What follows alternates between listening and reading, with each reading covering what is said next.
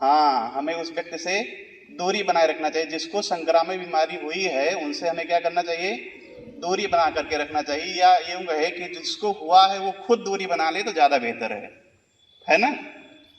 तो ऐसे जितने भी बीमारियां हैं, जो भी संक्रामक बीमारी है, संक्रामक बीमारी में बचाव के लिए बचाव ही सबसे बढ़िया उसका उपाय होता है। जैसे मलेरिया एक संक्रामक बीमारी है। मलेरिया मादा एनाफिलीज संक्रमित मादा एनाफिलीज मच्छर के काटने से फैलता है, और इसका जो कारक होता है वो प्लाज्मोडियम होता है। क्या होता है? प्लाज्मोडियम। प्लाज्मोडियम एक प्रोटोजोआ है बेटा। ये बहुत ही छोटा जीव होता है, लेकिन जब हमारे शरीर में जाता है तो बहुत भयंकर रूप से ग्रोथ करता है, और जब ये बढ़ता जाता है तो हमारे ब्लड में जो आरबीसी होता है, आरबीसी का जो हीमोग्लोबिन होता है उसको खाता है, यानी इसका भोजन जो है हीमोग्लोबिन है। तो बॉडी में हीमोग्लोबिन की बहुत जल्दी कमी हो जाती है, और जब ये हीमोग्लोबिन खाता है तो उसी दौरान एक पॉइजन भी छोड़ता है जिसको हीमोजोइन कहते हैं, और हीमोजोइन की वजह से हमारे बॉडी में एसिडिटी बढ़ जाती है। एसिडिटी बढ़ने के कारण जो है हमको शिवरिंग के साथ में बुखार आता है, यानी कंपन के साथ में क्या आता है, बुखार आता है। अब हमें क्या करना चाहिए मलेरिया से बचने के लिए? अपने आसपास जल का जमाव नहीं होने देना चाहिए।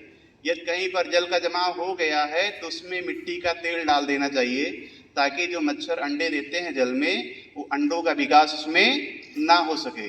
कोशिश यही हो कि जल का जमाव ना होने पाए, ठीक है।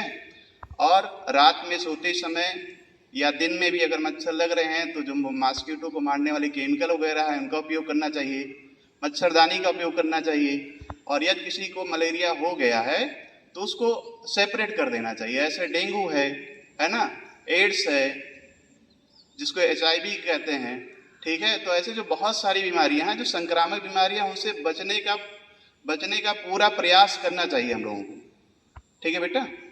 तो इस समय खतरनाक बीमारी क्या है? Eye flu. आई फ्लू से बचने के लिए आपको करना क्या है?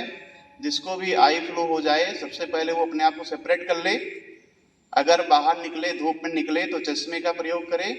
अपनी आँख को जो है हल्के गर्म पानी से धुल ले, और जो एंटीबायोटिक दवाइयाँ हैं उनका उपयोग करते रहें, और एक दूसरे के कांटेक्ट में ना आए, ठीक है।